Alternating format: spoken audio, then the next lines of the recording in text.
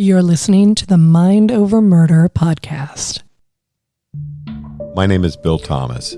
I'm a writer, consulting producer, and now podcaster. I am now trying to use my experience as the brother of a murder victim to help other victims of violent crime.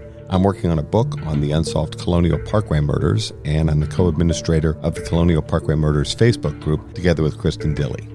My name is Kristin Dilley. I'm a writer, a researcher, a teacher, and a victims advocate, as well as the social media manager and co-administrator for the Colonial Parkway Murders Facebook page with my partner in crime, Bill Thomas. Welcome to Mind Over Murder. I'm Kristin Dilley. And I'm Bill Thomas. We're joined today by Kathryn Miles, author of the amazing book Trailed, One Woman's Quest to Solve the Shenadoah Murders. Kate, thanks for joining us today. It is always an honor and a privilege. I am so glad to be with you both. Now, if we only had some things that were worth talking about. We could talk about my garden. I'm planting some sunflowers. Is that helpful? I love sunflowers, yes. And we just had a garden tour come through our gardens, which are really Pamela's gardens. Fancy. So we could talk about gardens too. I can only talk to a limited extent. I know a fair amount about hauling mulch and taking brush to the recycling center. Enough of that foolishness. We do have some big news to talk about, and the first person that I thought of when I heard this big news the other day was Kate. My first thought was, how is Kate reacting to all of this? So Kate, why don't you tell us what the big news was and how did you react to all of it? So the big news is that the FBI hosted a press conference in which they announced that they believe they have now found the individual responsible for the 1996 double murder of Julie Williams and Lollie Winans, that his name is Leo Jackson Sr., that he is a known serial rapist and someone who was known to frequent trails. As to how I found out about this, I happen to have been teaching a writing workshop in a very lovely part of upstate New York that had very bad cell reception and even worse Wi-Fi reception. And we happened to be taking a quick break that morning, and I checked my phone and it had blown up with requests from national media sources, from national TV places like that. Do you know what the press conference is about? Do you know what the press conference is about? And my first response, of course, was, what press conference? And luckily, my very good friend, Bill Thomas, had also texted. And so, Bill, I can't remember if I called you or I think I called you and was like, what is this about? And you, by then, had found your way to the press release that had not been sent to me, despite the fact that I have national journalistic credentials and obviously ought to have been there. And as soon as you started to read to me the number of high-ranking individuals who were going to be at that press conference, it became very clear to me that they intended to announce that they were going to solve it.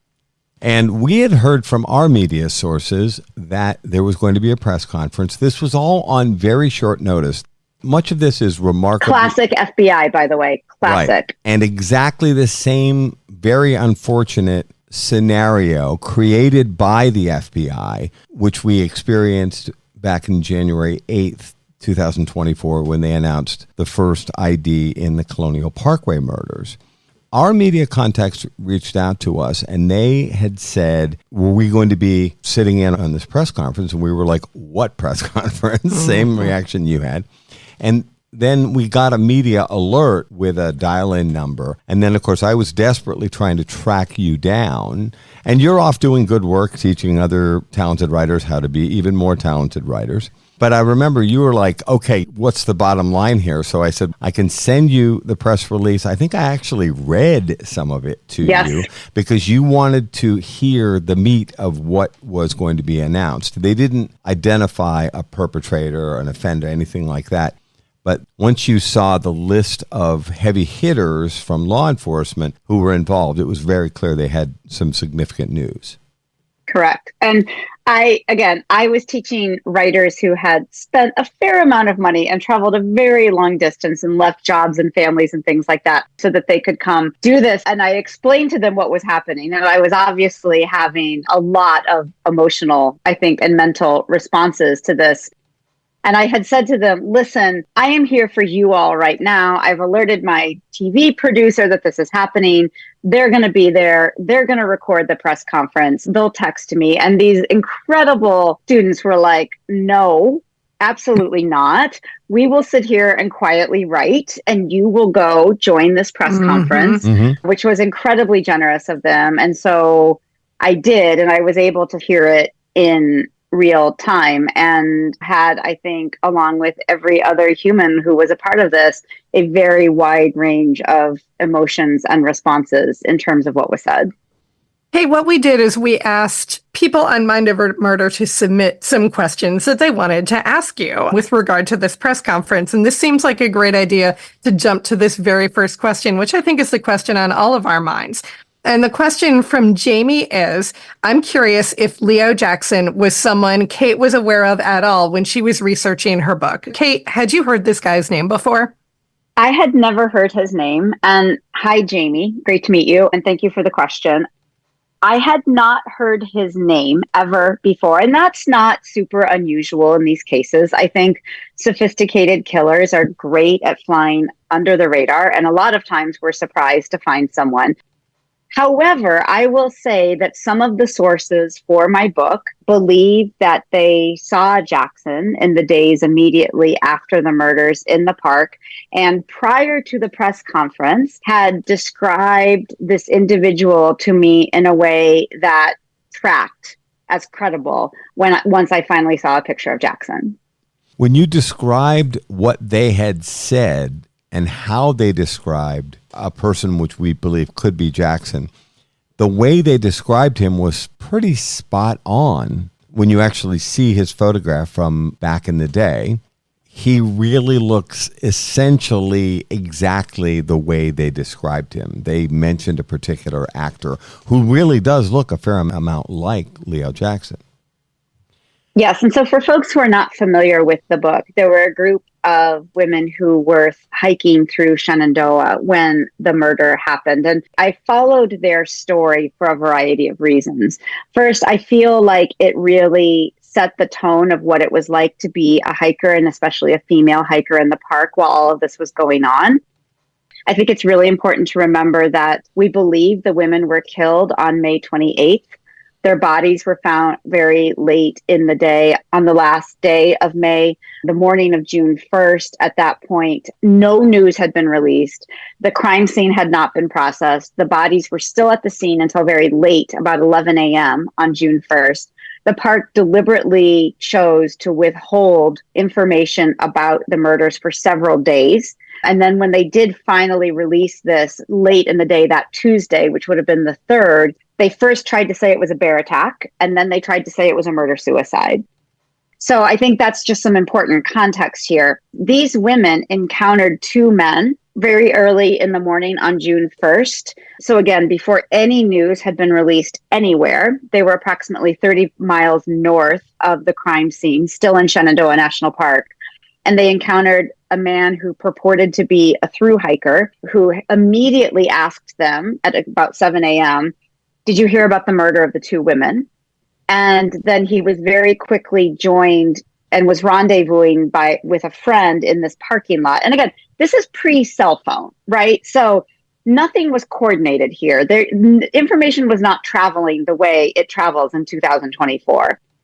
This friend showed up, also knew about the murders. These men had a very performative conversation about the murders. And the women have always described this man in the car to me as A, driving a beater car, and B, looking just like Philip Seymour Hoffman. Mm-hmm. And if you look at the picture of Jackson, he looks like Philip Seymour Hoffman. And what they said to me is the minute we saw that photo, one of them said to me, all the hairs on my neck stood up. I got goosebumps. I felt it in the pit of my stomach. She had this very visceral reaction to seeing Jackson's photo that in the nearly 30 years since this crime, she has never had. And I put a lot of stock in that. And I put a lot of stock in the fact that they have been telling me this story since 2018, long before Jackson. And so far as I can tell, the FBI and National Park Service never followed up despite the fact that they immediately told a ranger. So by 8 a.m. at the very latest that morning, they had told a ranger about this experience. Within a day or two, they had called the FBI. Within a day or two after that, they had gotten the photo of the thru hiker developed and sent to the FBI. And when readers read my book, a lot of them will email me and they'll say, this thru hiker, when I was making a case that I thought Mark Ivanitz should have been looked at in more detail, very perceptive readers would write in and say, but does the thru hiker look like Mark Ivanitz? And I'd be like, no, he doesn't. And I'd be like, that calls Mark Ivanitz into question for me, which is the exact right response here. Again, I think it's one of those very unfortunate cases where people, citizens, and women in particular, are ultimately discredited by investigators as not having useful information when that information ought to be very valued. Kate, we've used the expression thru hiker several times. For the benefit of someone that's never been to the Appalachian Trail, or maybe from another part of the world, what's a thru hiker? Great question. Thank you. So the Appalachian Trail is approximately 2,200 miles long. It begins in Georgia and it goes to Maine, all along the Appalachian Mountain Ridge. A thru hiker is someone who takes about usually 4 to 6 months to hike the trail from beginning to end. So if they're a northbound thru hiker, they start in Georgia and they continuously hike all the way to Maine. If they're southbound, it's obviously reversed. So these are folks who are going to do the whole trail in one bit, as opposed to flip-flop hikers or section hikers who are going to break up this trip. So this person purported to be a thru hiker.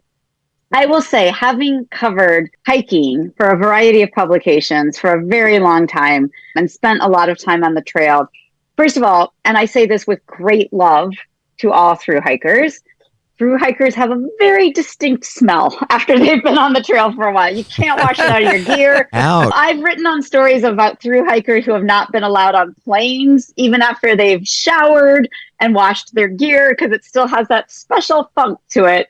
So thru hikers have a look, they have a demeanor, they have a smell. These women always thought that this guy looked way too clean.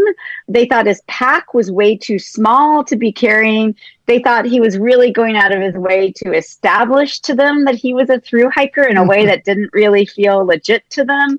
So he has always stood out to me and to readers as a very peculiar part of this story that can't but needs to be explained. And these women, is it fair to refer to them as the Anns? These are the Anns who were referred to in Trailed, your book? Yes, I call them the Anns conveniently because all three of them are named. Their first names are Ann. And so this was to be their first real sort of multi-day backpacking experience. They had trained for it for a really long time. They'd prepared. It's through their experience that I think we really see the very real fear that was happening because of the misinformation and lack of information that the Park Service was giving to folks in the park who rightly wondered about their safety. The $64,000 question from two of our listeners, Rebecca and Deborah, is Leo Jackson the man the Anns saw on the trail and took a photo of? No, and I have that photo. I'm still in the process of trying to track down who that individual was. But that individual knew his friend who rendezvoused in the parking lot with him. And again, this is pre-cell phone. So rendezvousing at 7 a.m. off of a trail in a parking lot without contact is hard to do in 1996. The Anns strongly believe that the friend that rendezvoused in this so-called beater car is in fact Jackson. And did they happen to recognize the car? So they want to be, so I should just say, first of all, they're great humans and they take all of this very seriously and they've been really scarred by all of this. They believe it to be, but they are also very cognizant of this kind of influential thing that happens. Like when you see a car, your brain does that own kind of version of confirmation and bias and says, oh yeah, that's the car. So will they swear on their life that it was the car? No. Are they really certain this was the guy they saw in the parking lot? Yes. And it is 28 years later. Some people are into cars, some people are not. And they weren't necessarily fixed on those details. But it is very striking that the man who drove up for the rendezvous with the guy who presented himself as a thru hiker, so strongly resembled Jackson as we see him now. And again, they told me this years ago, right? If they had just called me on Sunday and said, Kate, did we mention that the guy looked like Philip Seymour Hoffman? My journalistic spidey sense would go off and I'd be like, okay, prove it. But again, I have this in notes going back years. And I think that lends a lot of credibility to their experience. And I also frankly believe in our like bodily responses to things. Like these are sophisticated humans. They're outdoors people. They're professionals. Like when you have that strong of a visceral reaction to something, I key in on that. I think there's something to that. I want to go back to some of our listener questions because when we say they've been clamoring to hear from you, we are not exaggerating in any way. So many people, as soon as we put the word out, and I think it was immediately after the press conference, and Bill was like, we got to talk to Kate. I put out a little thing and said, yes, we're having Kate Miles on the pod. And everyone was like, yay! They blew up. They were so excited. You have a lot of fans. I need to say how much that means to me just really quickly. This work is so hard, as you two know, and you sometimes really feel like you live in a vacuum, and it's a really ugly, yucky vacuum. And so I just want to quickly say that hearing that just makes this work that much easier. And so I just want to thank you all for that so much. And this actually leads into a comment here from Raven. And she starts by saying that you're an absolutely wonderful person. And she is so thrilled to have done an interview with you when Trailed was released. I'll do first and last names a little bit later, but you may know who I'm talking about. I know exactly who you're talking about. Okay. She said, I am so glad that Kate gets to see some resolution, as most of us who write about cold cases do not. How do you feel about the fact that you have an answer? Finally, for Julie and Lollie, that's got to feel, I actually don't want to put words into your mouth. You tell us, how does it feel? I was not prepared for the significance, and I'd even go so far as to say the severity of the emotional response that I had when this happened. I think I had thought about it intellectually, but I hadn't thought about what it would mean. And as I say in the book, Lollie and Julie's story had resonated with me on a very personal level from the start.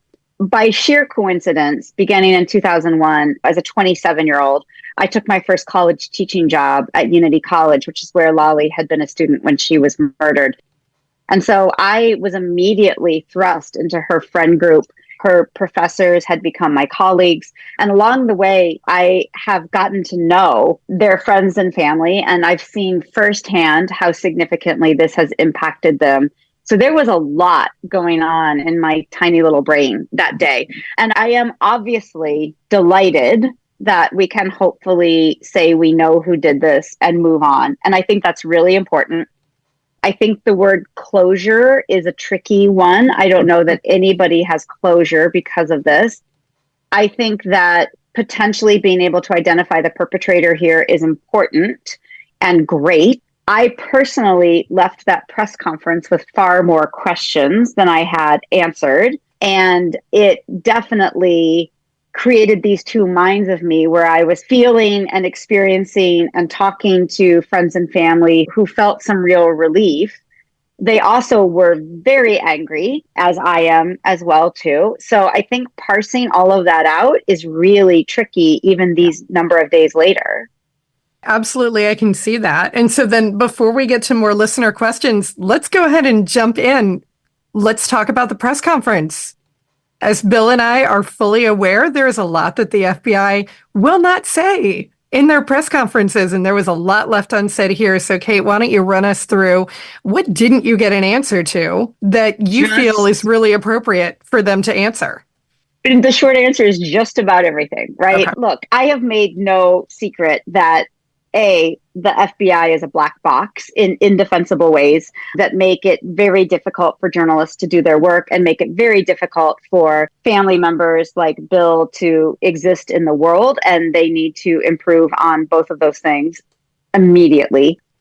I, as a journalist, am always paying attention not only to what is said, but what is not said. And I think both of those things are really important here. First of all, the FBI, I think, really misled folks in some real ways in that press conference, particularly concerning their treatment of Daryl David Rice, who your listeners may recall was indicted for capital murder in 2002. Again, John Ashcroft and the DOJ were seeking the death penalty against Darrell Rice. They prosecuted to the point of persecution Darrell Rice. They excluded all other suspects because they were so single-minded in their belief that Darrell Rice was guilty, and they persisted in that well after the publication of this book. So what I did not hear, for starters, was any accountability in terms of the treatment Darrell Rice had, and I would be happy to unpack that in more detail. They certainly did not apologize to Rice. They did not acknowledge the tremendous damage they've done to him. They did not acknowledge the way in which their own confirmation bias meant that we only now think that Jackson has done this after he is dead. So this case will never officially be closed because they can only say they believe he's responsible based on the DNA. So that prosecution will never happen. And because that prosecution will never happen, we will never get any more answers than the FBI wants to give us. In the case of Darrell Rice, one of the main reasons I was able to do the work I did in the book is because of what's called discovery rules in court, right? Discovery rules are the prosecution and the defense have to exchange evidence before the case. And because that occurred, I had a lot of resources available to me. Because this is never going to court, the FBI doesn't have to answer any questions, does not have to show their work. And there are myriad questions, both in terms of what they said, some of which I think is patently misleading at that press conference, and what they didn't say and what they are now refusing to say. That is not acceptable for anyone. This is beyond garbage because now the FBI plays it both ways. I can't help but compare and contrast. In the Colonial Parkway murders, they're saying, oh, no, we can't answer those questions about the suspect in that case because it's an ongoing investigation. And I do understand that to a certain extent. But when the question came up January 8th that the murder of Robin Edwards and David Knobling as part of the Colonial Parkway murders had been resolved, a number of press people sent in FOIA, Freedom of Information Act requests for more information. In other words, how did you solve this case? All of a sudden, the FBI and the Virginia State Police are backing up saying, we didn't mean to say that the case was closed. Oh, no, we can't provide any additional information. Now turn to Julie and Lollie's case. It is truly exciting news, and it is good news, I would argue, as the brother of a murder victim, when you've been waiting for 28 years for answers in terms of who killed your loved one, to have those answers. It's not going to make your life perfect, but it is something you've been seeking for nearly 30 years.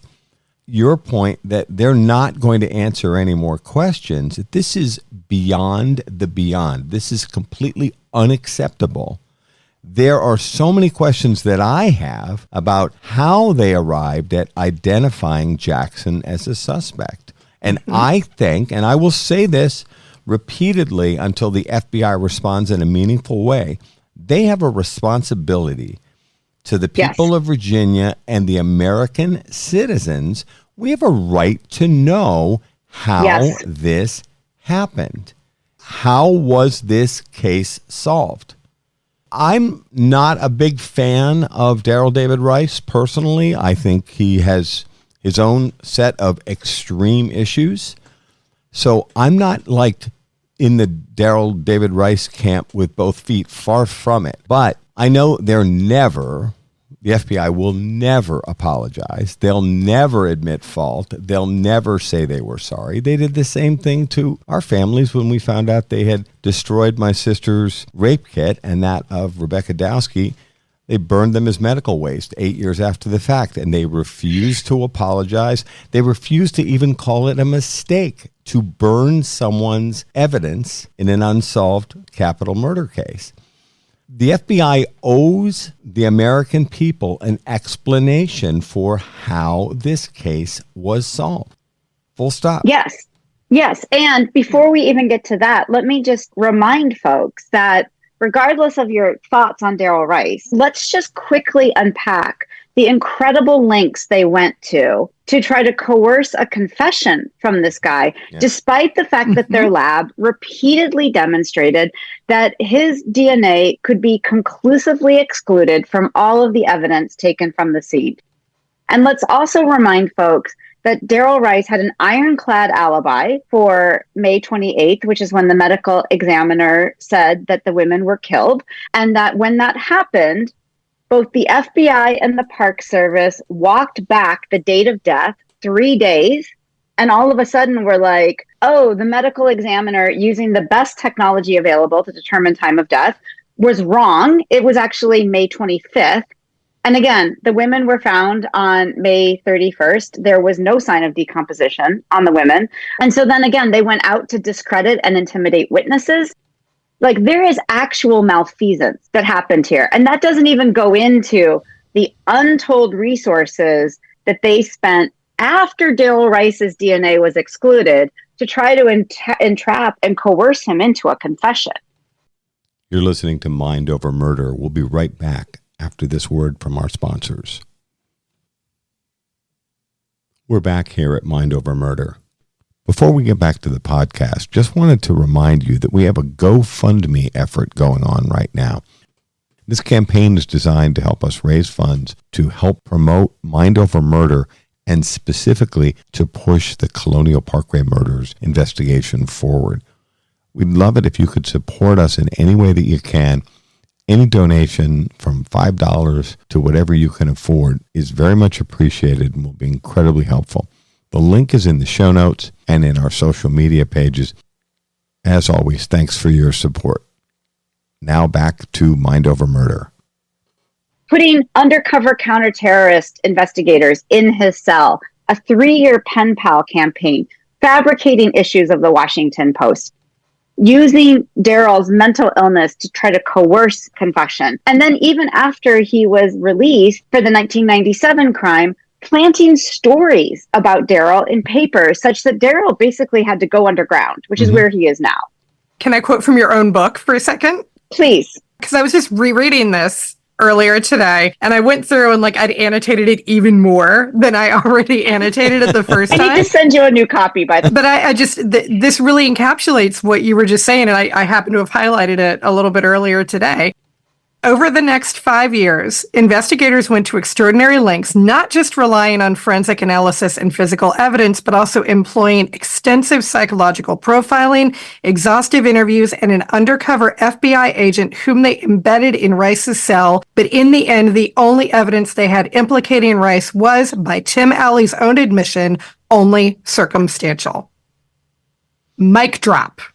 I mean, you couldn't put it any better than that. That's insane. They hounded this guy for decades and destroyed his life. There's no question about it. Not the FBI's finest hour. No, it's not. And the fact that, as Kate was saying, are not going to apologize. You said this too, Bill, and I agree with you. They're not going to apologize. They're not going to offer accountability. That's so important. You and I have used that term a number of times with regard to our friends at the FBI. Good evening to the analysts who are listening. Accountability and transparency are not their strong points, and they know it because it is all about reputation and face saving. And here again is another example of them deciding, you know what, we screwed up and we know we screwed up, but we're not going to mention that to anybody. Hopefully they're going to forget about it. Kate didn't forget. Bill didn't forget. We've got the receipts. It's right there in Kate's book. It's garbage what they're doing. And not only that, but at this press conference, they went out of their way to try to justify the fact that they had honed in on Daryl Rice. And these are my words, not the words of the FBI. They then proceeded to say that they basically had to have a series of lemonade stands to pay for this new DNA testing. And I really want to unpack all of that. Yeah. To which I say, hey, guess what? Had you not hounded Daryl Rice to these indefensible means when your own lab told you he wasn't the guy, you would have had the financial resources that you needed to test this DNA. Daryl Rice's legal team had been asking repeatedly for this DNA to be retested. They've been asking since 2004 for this. And we kept being told it didn't need to be retested. And again, I am not anti-law enforcement. I am not. However, I will say that when you make the kind of egregious mistakes that were repeatedly made in this case over the course of almost 30 years, you would buy a lot of trust with the American public if you would own that. And I would really like to see the Attorney General's office and the Department of Justice stand up and say, look, we did this wrong, and we're going to immediately have an internal investigation to understand why this went sideways so badly, and so that it doesn't happen again. Because we see again and again this level of confirmation bias completely stymieing investigations, which is why we have 250,000 cold cases in America right now. Yeah, we're seeing a new number, by the way, from reliable sources that now put that number at 350,000 unsolved cold case homicides in the United States. Many of which, like Lollie and Julie, are solvable if you are willing to continue to look at this with a beginner's mind, right? Or retesting DNA, or for instance, loading DNA results to CODIS, which I know you all have had some experience with in terms of even being able to figure out what DNA is loaded to CODIS and why. But look, we had Jackson's DNA a long time ago. We had the DNA technology needed to test it. The FBI lab has had the DNA technology to test this for 20 years, really. And so this idea that new techniques have suddenly emerged that make this possible, I'm going to call BS on that. Yeah, No, I will as well. One of my first reactions to reading the FBI press release, which came out shortly after the press conference started, was, wait a minute. There's nothing in this material as put out that indicates that there's anything new about the evidence that they've had in this case since 1996. I do agree there have been significant advances in forensics in the last 10 years, certainly in the last 5 years, post-Golden State Killer. But that evidence was all there this entire time. Yeah, and let's be clear. They had the saliva of the perpetrator. They had hair that was in the duct tape. They had hair that was in the gloves. They had cigarette butts. They had a beer can, all of which we believe there was a Mountain Dew bottle in a Walmart bag, which was not brought by Lollie and Julie. They had the evidence to retest, again, back in 2004.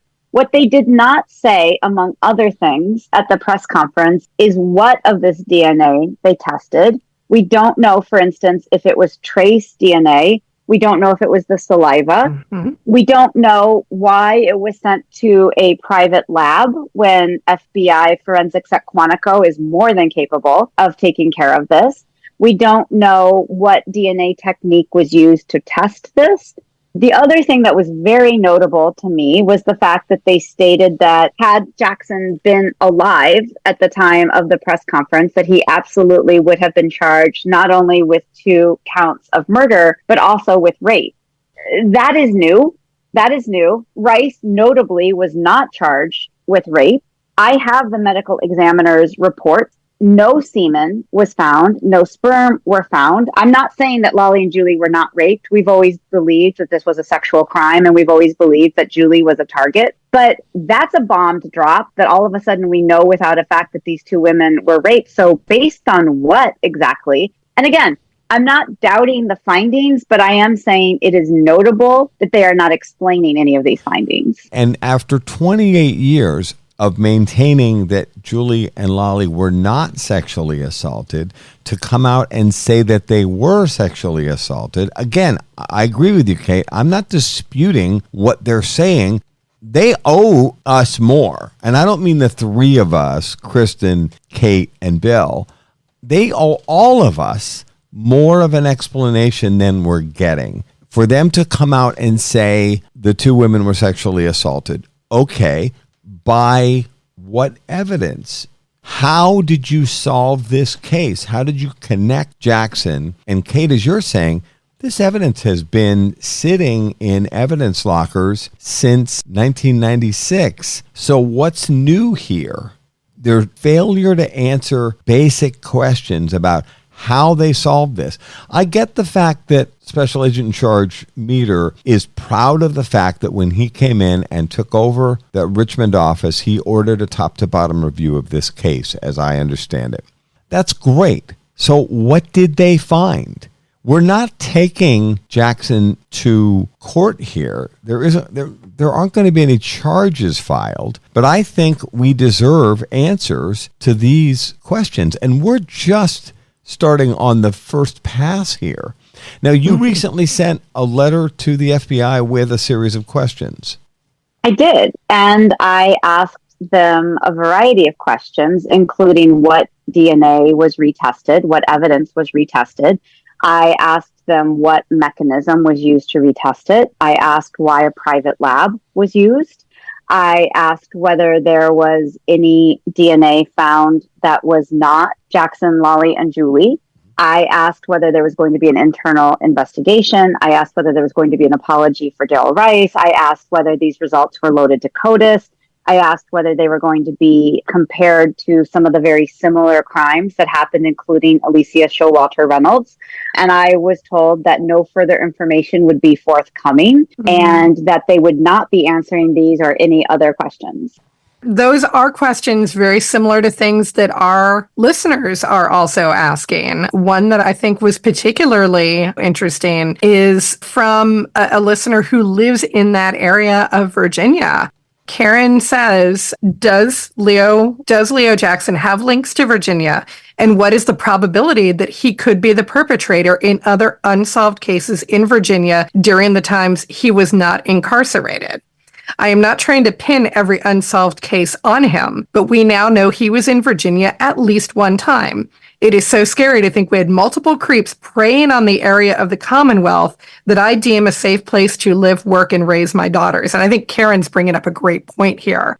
What do you think about whether or not he might be linked to some of these other crimes? I realize it's only supposition on our parts, but do you want to lay that out a little bit? Sure, absolutely. What the FBI tells us is that he was an avid hiker. Again, it's not clear to me how and why they know that, but assuming that they're telling us the truth here, we know that. We know that he was a serial rapist. What forensic profilers are telling me is, look, it's a really big jump from being a serial rapist to someone who commits a very sophisticated, very controlled double homicide of two strong outdoor leaders who also have a dog with them. This is a person who arrived with a murder kit. This is a person we know who had duct tape, who had a very large serrated knife, who knew how to commit this crime in a way that would leave very little trace. So the idea that Jackson would go from serial rape to super sophisticated, controlled double homicide doesn't really work. Doesn't really track with many people. And so probably, we don't know, but probably if Jackson is in fact the perpetrator here, there's some pretty big middle chapter we don't know about where he went from rape to double homicide in such a controlled way. The other question then, of course, is what we know. Obviously, there are plenty of serial killers and violent offenders who stop killing and go on to live lives. So it is possible that would happen. But it's also a little improbable that this person would make the jump from serial rape to sophisticated double homicide and then return to rape, which we know he did. Almost immediately, within weeks. But then not return to killing? That doesn't seem likely. It's possible, but it doesn't seem likely. Is it the case, for instance, that Jackson is in fact responsible for other murders? I think that's likely. To what degree are we looking at? Has the FBI, for instance, formed a special task force, which they did very briefly with Mark Ivanitz, but then disbanded that task force before it had done any work? I think that these are all, again, questions that need to be answered. And what I'm being told by experts in the field is that probably there was at least one, if not multiple murders between rape and Lollie and Julie. So what's being done to parse that out?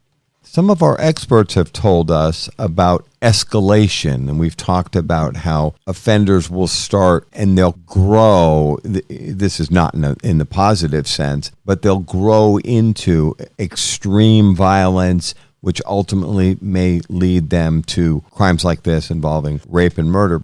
I'm disturbed that they seem to be saying he's over here in Ohio committing pretty heinous rapes, and the word kidnapping has been used as well. Yes, correct. Yes, yeah. At knife point, which is good, right? Yeah, but that could be part of a pattern of escalation without question. But they're really failing to address how they think this guy got to this point. One other thing I'm terribly disturbed about is they made this statement that this was not a hate crime.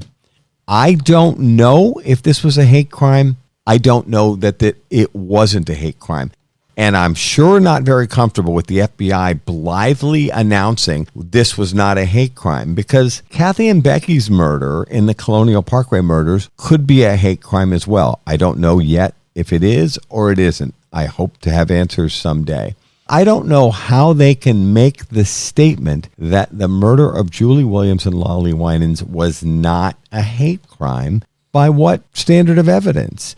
Are you telling me you've researched this exceptionally violent, horrible man's history because you're not finding any overt expressions of homophobia or a hatred of lesbians? He certainly is someone I could argue hates women on some level. He's out attacking women repeatedly. Where does the FBI get off suddenly announcing, oh, this wasn't a hate crime?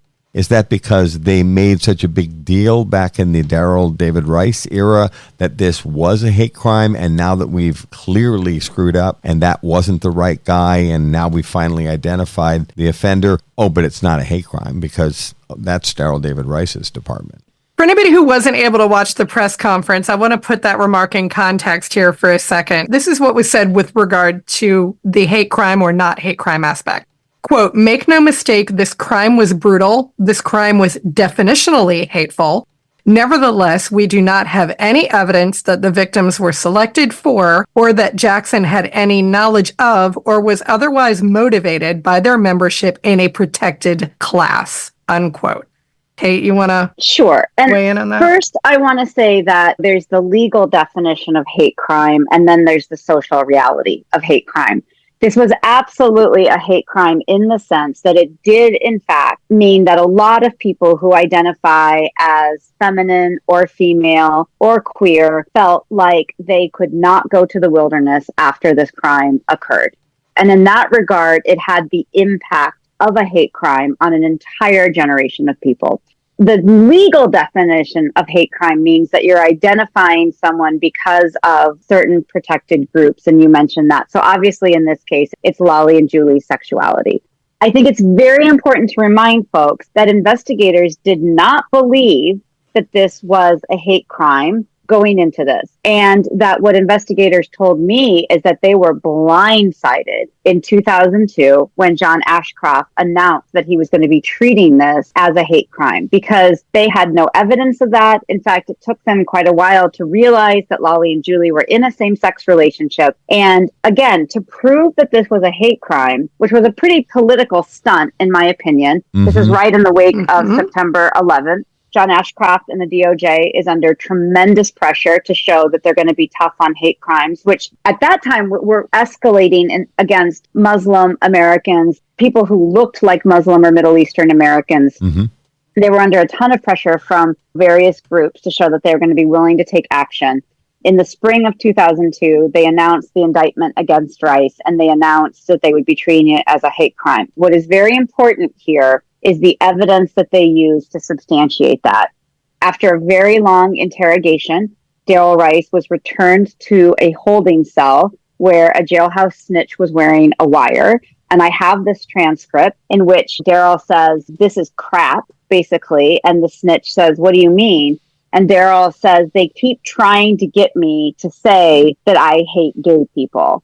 And the snitch is, "That's bullshit." And Daryl's like, "That's right." And what they did is they clipped that recording so that it just said, "I hate gay people." And they used that to seek the death penalty against Daryl Rice when it was clearly taken completely out of context. So prior to that moment, there was no evidence that Rice or anyone else even knew about Lollie and Julie's sexuality. So again, this is the flip-flopping We don't know if the perpetrator knew Lollie and Julie's sexuality. We'll probably never know that. But from 96 until 2002, it was not a hate crime, and the perpetrator didn't know. Then from 2002 until 2024, definitely a hate crime, definitely Daryl Rice. And now all of a sudden, summer of 2024, definitely not a hate crime. Based on what? And why are you flip-flopping without, again, giving us any reason for these changes? I was shocked that they brought it up. There's so much about this that just doesn't pass the smell test here. Mm-hmm. They're not giving, not even close to complete information. It'd be one thing if they actually sat members of the media down and took some pride in their work and showed us how they got to where they got to in terms of identifying Jackson. There's some great work that went into this case, and there's probably some real aha moments from people whose names we will never know by not explaining their work, especially given all the screw-ups and all the wrong-headed waste of time approaches in this case, focusing on Rice and then refusing to even consider other alternative suspects, suddenly wanting to wrap this all up in a tight little bow, this perfect little package. It just isn't working. This press conference was woefully inadequate. If anything, creates more questions than any answers that it would have provided. And let's look at other recent cold cases, like high-profile cold cases that have been solved. The folks at Parabon Nano have done some great work with all the genetic forensics. We've seen some high-profile cases solved where the investigators rightly stand up and proudly take credit for the work. And yes, they should, and we should all be really impressed, right? So I'm not bemoaning that. Think about a case like Darkangelo, for instance, where they're like, look, here's what we did. We took his trash.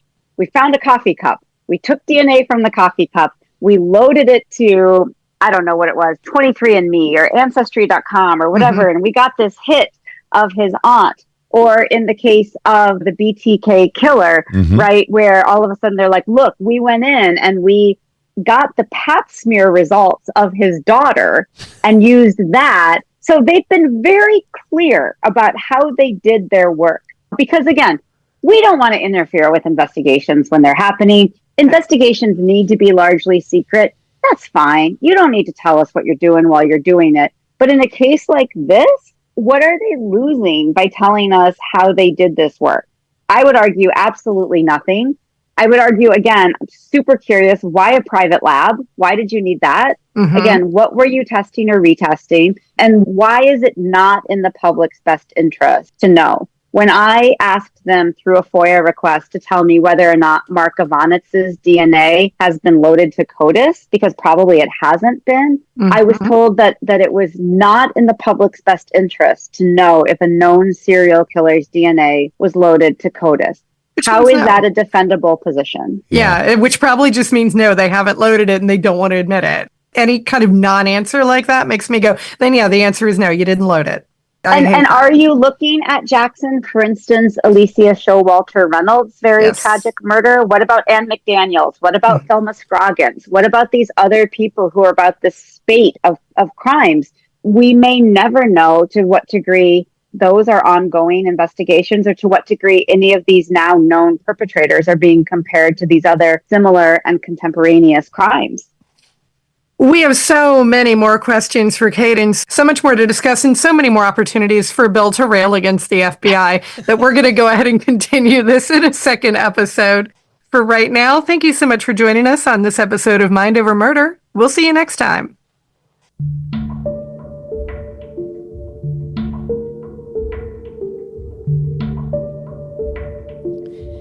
Mind Over Murder is a production of Absolute Zero and Another Dog Productions.